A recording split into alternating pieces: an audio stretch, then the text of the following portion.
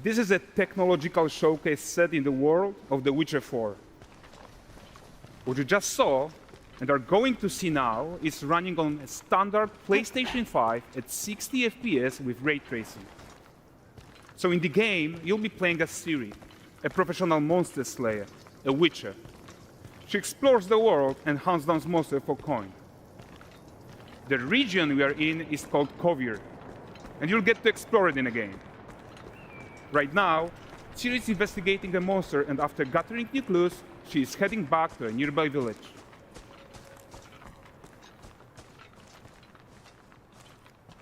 All right, everyone, meet Kelpie. Let weeds be weeds, Kelpie. So just like Geralt had Roach, Ciri has her own loyal companion. We return to town. These two characters need to feel like one. Since you're gonna explore the world on horseback, riding needs to feel seamless, natural, and just fun. Yeah, and to support that, we're introducing multi-character motion matching in Unreal.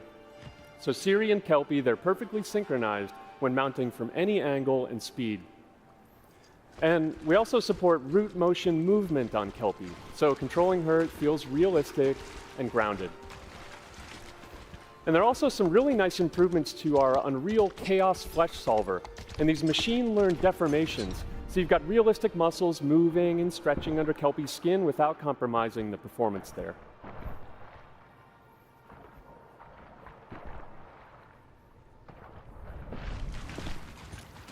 So let's leave Ciri behind for a second and talk about the world itself.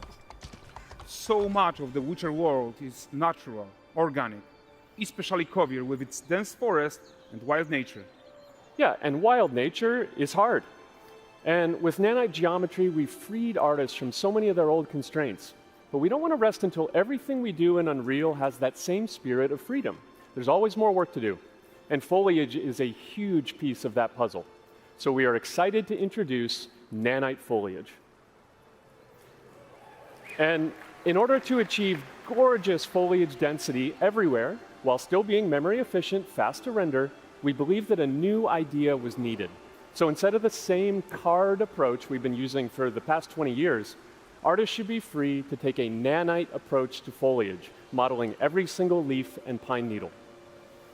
And the old LOD tricks of the past, they needed a complete rethink. And in their place, it's a new adaptive voxel representation in nanite. It's volumetric, it's fully 3D, it is super fast to render. And these dense clusters of triangles turn into these cubes, which at a distance, they're no larger than a pixel, and they react to the changing light of our dynamic sun and our shadows, and they allow artists to render whatever amount of foliage is needed to achieve their vision without compromise. And no compromise means how ambitious we are when it comes to bringing our vision to life with incredible visuals. But more than that, together with Epic, we created faster way to load the world. We can now bring in more content more quickly for the smoothest possible experience as we fly down to catch up with Ciri.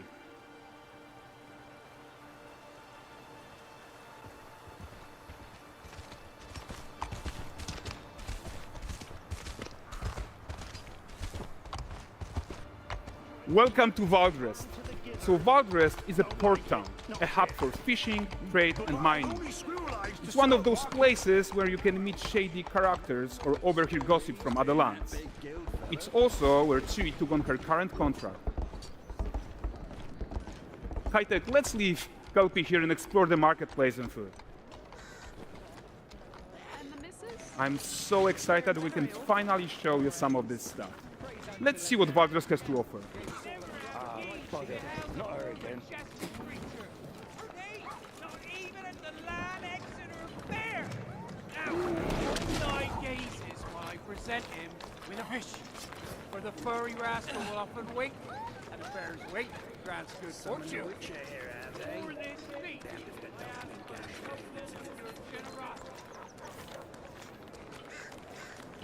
Pardon. Guys, notice how responsive the world is.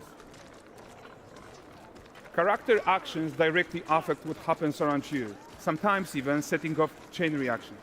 Everything is working together.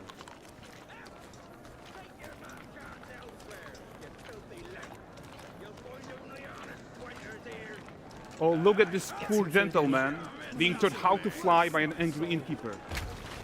That's what happens when you cheat at Gwent. Last of it, is it?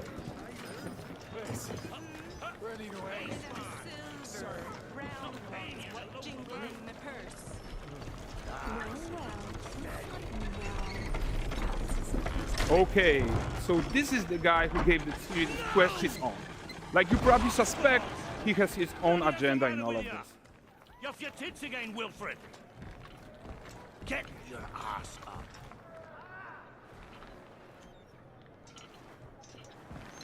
A typical day's toil. Who in? With Churres. What news of my wagons? No eternity is taking that damn salt to arrive. I found them. And, well, suffice to say, they'll not reach you. As for the salt, I found not one speck. I presume this comes as no surprise to you. Now. Kavir's smuggling trade is of no concern to me. Shush, shush, shush. The manticore that flattened your cart and devoured your men, quite the opposite. Manticore? No, them winged hellspawn dwell in the arse end of Creighton, not here. While Siri decides what to do about that merchant, let's take a look at the character technology that powers this marketplace. Why don't we listen in on these fishmongers? They're selling their wares, chatting up customers. Morning, catch this is. Won't find none fresher. Reckon me lady's after one of them. Comes. Get this cleaned and gutted for you. You mind, dearest? Into seeing some and more. Got mackerel cod, all Braxton's finest. And there is tons of tech at play here, even in this simple market stall. Metahuman tools, improved Unreal smart objects, chaos cloth, and more. Yeah, and all of this exists to make sure that the gap in quality between Siri and NPCs is as small as possible. Yeah, and closing that gap, it's not just about fidelity, right, but also authenticity. They should react to changes in the world around them. But the prisoner in pillory isn't exciting enough for Valdrest. Let's grab everyone's attention with a circus.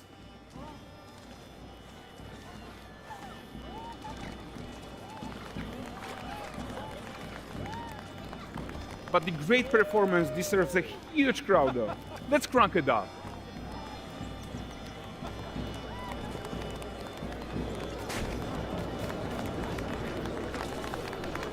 So you are seeing tons of optimizations here to many of Unreal systems, including an entirely new Unreal animation framework, allowing us to fit easily in our 60 FPS budget, not just in rendering, but also with room to spare on the game thread. Over 300 animated skeletal mesh agents all going about their business. And the whole point is to leave breathing room for developers like you to introduce the gameplay and the systems that your players expect, empowering you to make your worlds come to life without Unreal standing in your way. You are right, and that's the open world RPG that we're making. But before we wrap up, how about one final check-in with Siri?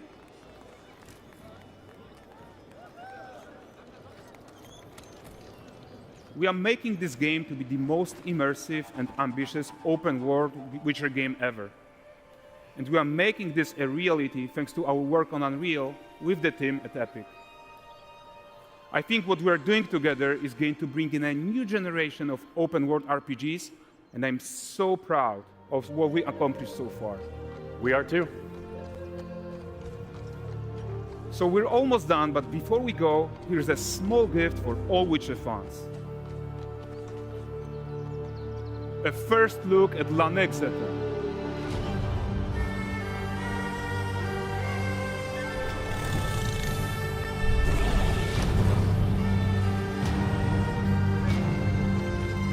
Onward, Kelpie. We've worked to do.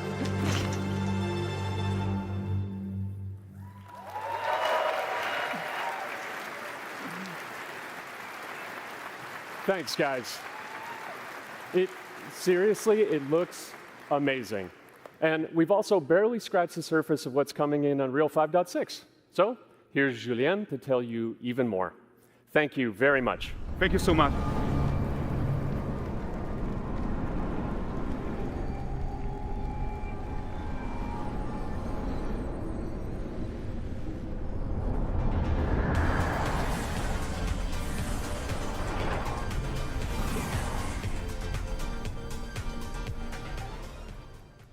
Hey everyone, great to be here in Orlando.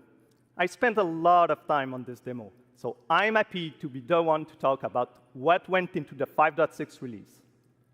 An open world like that was just the perfect content to focus on our main goal for the release, which was performance. We want the engine to scale to large and rich worlds. We want to preserve graphics quality. And of course, we want to deliver high frame rates that you and your players expect. So let's check it out, starting with rendering. If you all remember, when we released Nanite with UE5, it supported static geometry. Last year, we brought skinning to Nanite. And now, we're working on Nanite Foliage. The only way to have a forest that looks as good as this one is to use 3D geometry for all parts of the trees, just like we do for everything else. However, this is a crazy amount of fine geometry, so we had to rethink how trees are created and displayed. To create them, we developed Nanite assemblies. These 28 little parts that you see are all that we use to build all the spruces from the forest. They are instanced thousands of times and used like building blocks to assemble trees in different ways. And as you probably noticed with the wind effect, they even support skeletal animation, which runs on the GPU.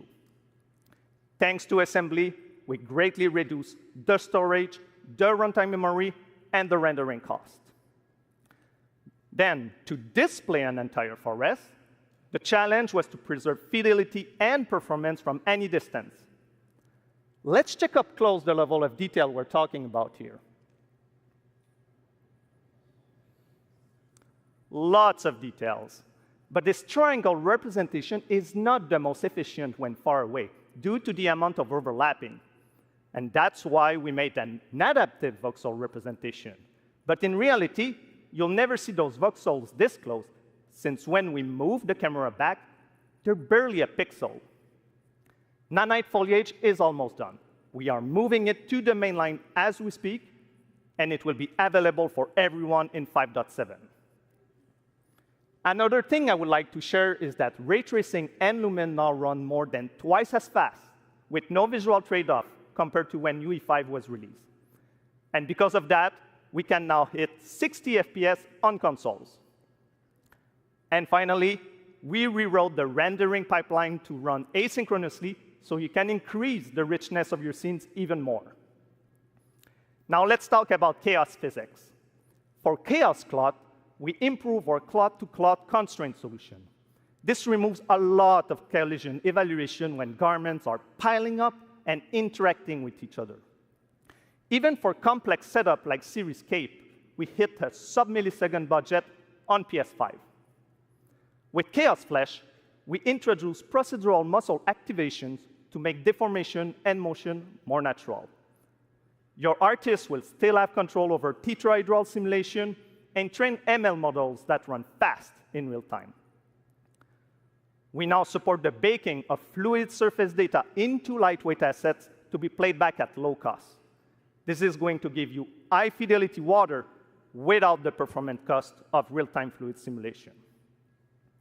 For animation, we work on both performance and fidelity. Here, you can see how Siri and Kelpie match up in their interaction. Well, that works no matter the angle of approach. That's our modes character motion matching solution. We also added motion matching in Sequencer to build stitch tracks. With them, you can seamlessly transition from gameplay to cinematic. Also, we now have a secondary layer of animation driven by physics in Control Rig. We used it in Kelpie's rig to drive the mane, the tail, and the saddlebags. And now, I'm happy to announce that all these features are already integrated into our new Unreal Animation framework, which we are releasing as experimental in 5.6. We built it with performance first in mind. Animation evaluation are now running in parallel off the game thread, which was our bottleneck. And for the other character systems that are just as costly, like movement, avoidance, state tree behaviors, we also move them to worker threads. This is really going to help you create scenes that are crowded and lively. Streaming has always been a big deal regarding performance. And the three biggest improvements we made are physics state creation, which now runs async, improve runtime PCG for ground scatter on GPU, and a new FastGeo plugin to stream static geometry. And just to take a different example, in CitySample, the streaming time was cut down by 90% while moving at high speed. We focus on a lot of areas for performance in 5.6, and mobile is no exception. We work on better defaults and scalability settings for mobile and minimize the default package size. We also improve our workflows with a UI refactor of the viewport toolbar and content browser, an on-device iteration workflow, and a mobile preview solution. So there you go. Unreal Engine 5.6 is all about performance, and it's available today.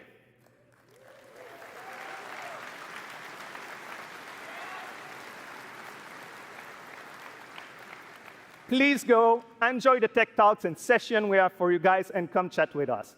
And now, please welcome Chris from the MetaHuman team. Thank you.